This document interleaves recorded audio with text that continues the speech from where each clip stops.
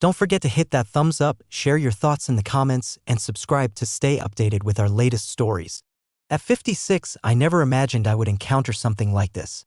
At this stage in life, it's natural to anticipate a certain rhythm to things. Each morning, I immerse myself in the nurturing of my garden, followed by tranquil afternoons spent lost in the pages of a good book. As the sun sets, I cherish the evenings with my husband Michael, reminiscing about our shared journey. Yet, on one fateful night, a heartfelt conversation changed everything, prompting a reevaluation of my earlier convictions. It all started at a lavish corporate gala hosted by Michael's company. With over 30 years of dedicated service, he ascended the corporate ladder through unwavering commitment.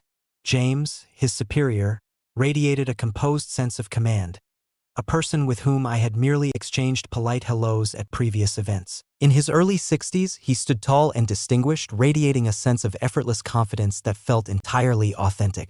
The event unfolded at an opulent hotel nestled in the vibrant heart of Boston, where stunning chandeliers cast a warm glow on elegantly dressed guests. The ambience thrived with vibrant conversations, the cheerful clinking of glasses, and the soothing melodies of a jazz band serenading in the background. While I wasn't particularly excited about these gatherings and preferred the comfort of my own surroundings, Michael's persuasive charm won me over. With a hint of hesitation, I slipped into a classic navy blue dress and agreed to accompany him. At first glance, everything seemed to remain unchanged, just as it always had been. Michael chatted with his coworkers while I connected with the other partners. My life took a dramatic turn the moment Charles entered it. "Emily, may I have a moment of your time?" he asked, his deep voice slicing through the din of the room. I took a moment to stop. Just a moment? What could Michael's supervisor possibly require from me? With a polite smile, I nodded and followed him down a side passage, leaving the bustling main ballroom behind us. The ambience here was undeniably tranquil as the vibrant conversations of the gala softly faded into the distance. He guided me into a cozy lounge, a welcoming space filled with gentle lighting, a flickering fireplace, and plush leather chairs that beckoned to be occupied. The ambience exuded an unforeseen gravity, hushed compared to the festivities beyond.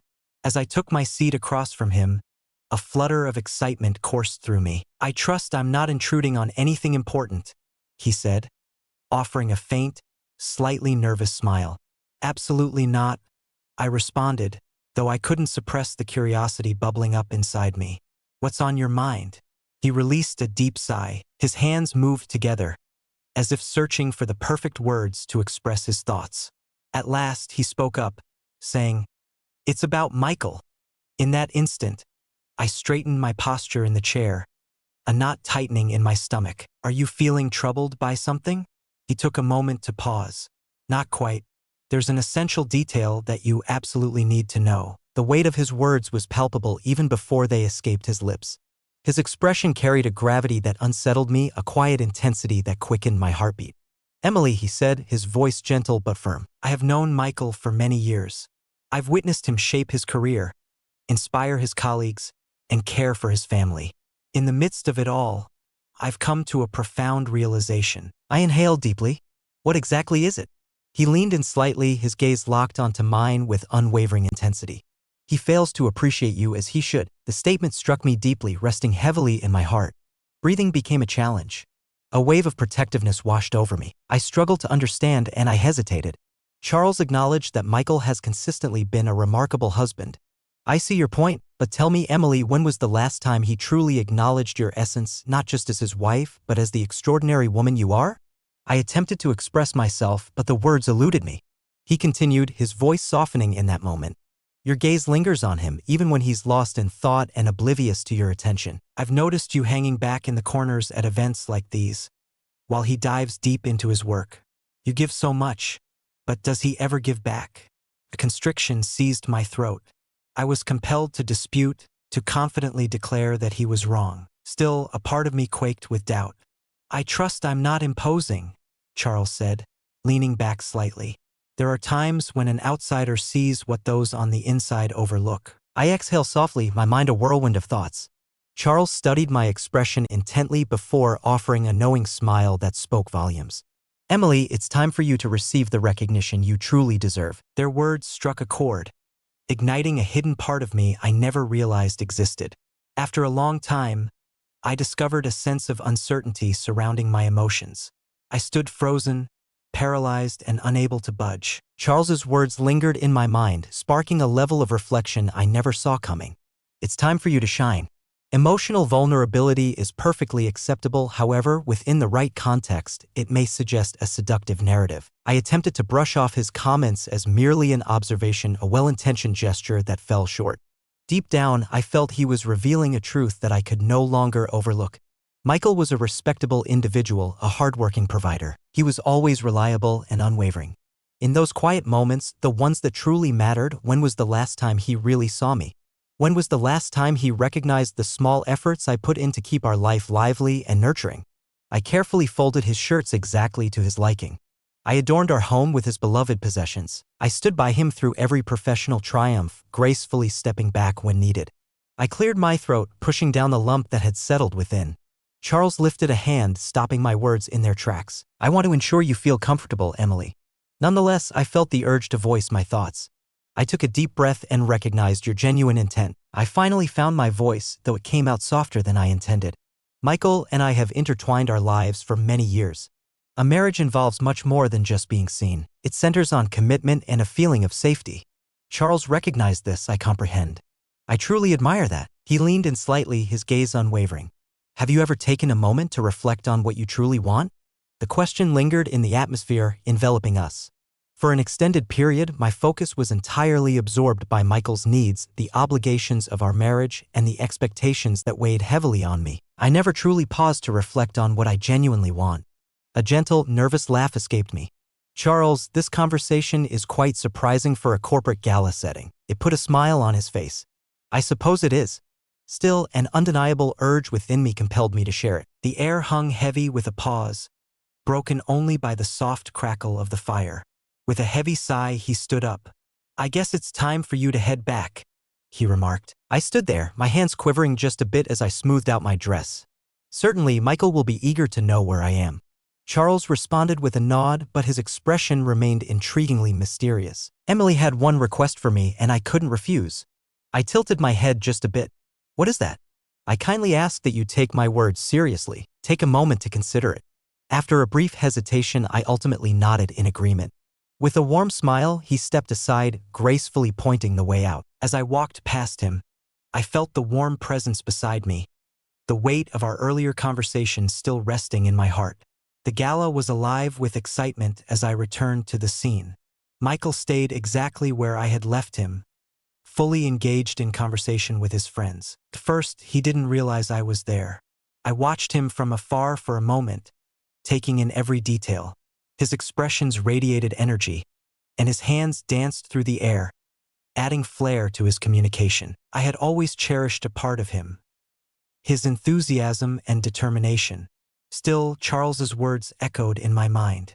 Had Michael ever looked at me like that? As he finally shifted his attention my way and acknowledged my presence with a quick nod, he seamlessly returned to his conversation. A transformation awakened inside me. Charles had planted a seed, and despite my attempts to brush it off, I could feel it beginning to thrive. The return trip was marked by silence. Michael sat beside me, gripping the wheel with determination, his gaze fixed on the dimly lit road stretching out before us. The city lights blurred into a vibrant haze, while my mind drifted to distant realms. Charles's words echoed in my thoughts, his voice remaining inescapably present. You deserve to be acknowledged. I spotted Michael for a brief moment. He looked tired, a faint crease of stress marked between his brows. After nearly 40 years of marriage, I had memorized every contour of his face, the sharp angles of his jaw, the way his eyes crinkled with laughter, and the manner in which his lips pressed together in contemplation. Still, I found it hard to remember the last time he really looked at me. He cleared his throat, breaking the silence that hung in the air between us. I was caught off guard by the question. He asked it after every event, every gathering, every dinner party, almost as if it were an obligation rather than a genuine question. I took a moment to gather my thoughts before replying. It was captivating.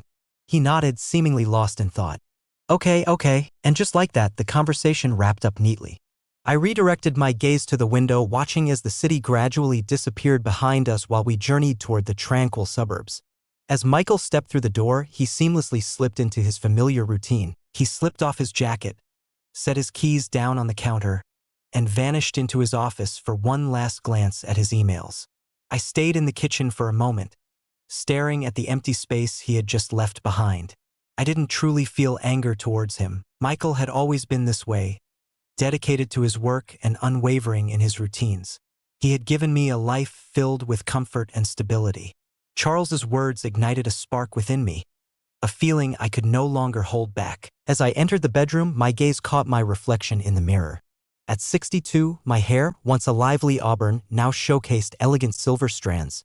Delicate lines graced my face, each one a reflection of the journey I had lived. Still, my eyes stayed the same. In those moments, I unearthed an emotion I hadn't acknowledged in years.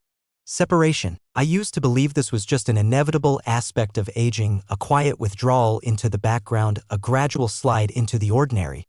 However, for the first time, I find myself questioning whether that was genuinely the situation.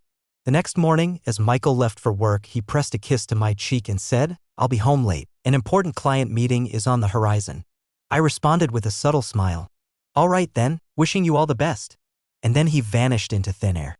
I paused in the doorway for a moment before stepping back inside. My days were usually filled with running errands, managing household tasks, or nurturing the garden.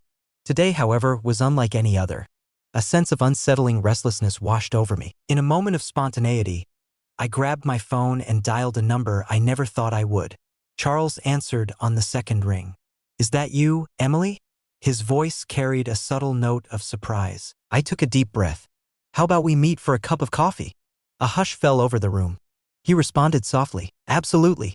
An hour later, I found myself sitting across from him at a tranquil cafe by the lake. The rich scent of roasted coffee mingled with the delightful fragrance of freshly baked pastries, creating an irresistible atmosphere. The autumn leaves danced elegantly in the breeze outside. Charles looked at me with a soft, curious expression. I was left wondering if I would hear from you. As I stirred my coffee, I watched the cream dance and blend with the rich, dark liquid. I found myself pondering whether I would actually make the call. He nodded, his demeanor calm as he waited for my reply. I inhaled deeply, releasing the breath in a slow, measured exhale. "Your words have lingered in my thoughts." His face displayed a myriad of emotions. I took a brief pause, then met his gaze directly. "You were right on the mark."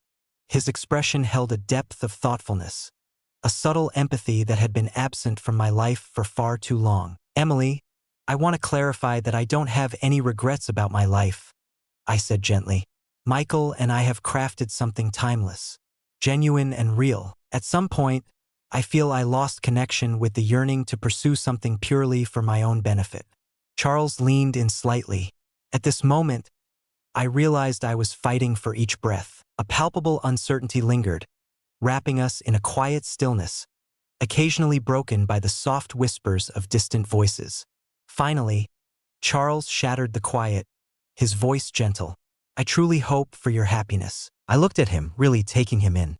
He was a man free from any obligation to engage in my life, with no compelling reason to share the thoughts he had, except for the undeniable truth that he had seen something in me that I had yet to discover.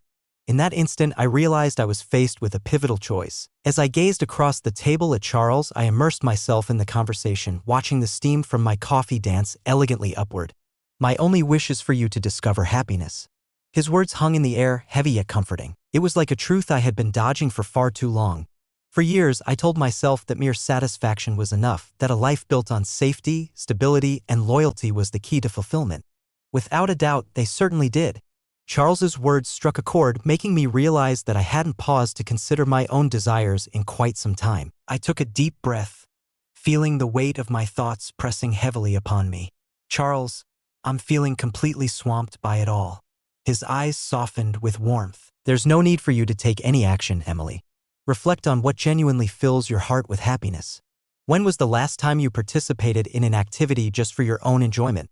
I was on the verge of responding, but I hesitated. When did that moment occur? For years, I devoted myself to championing Michael, placing his career, his dreams, and his whole life at the forefront. I created a life brimming with order and certainty.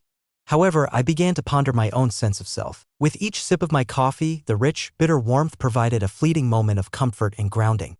I came to understand that I was unsure of my true self outside the boundaries of my marriage. I was taken aback by what I had just said. Charles gave me a gentle, knowing smile. Maybe it's the perfect moment to uncover the reality. A gentle, nervous laugh escaped me. That appears to be quite overwhelming. Perhaps it's time to embrace change even when the outcome is unclear.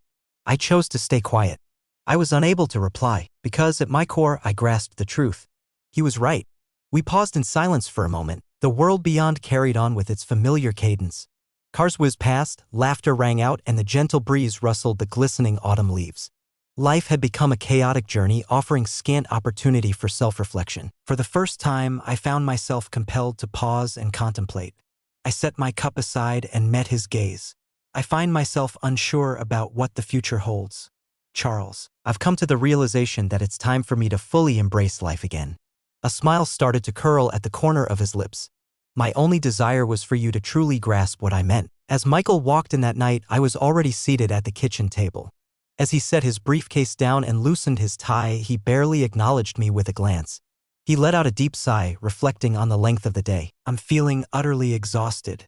I took a moment to observe him, the individual with whom I had intertwined my existence. I held this individual dear for many years.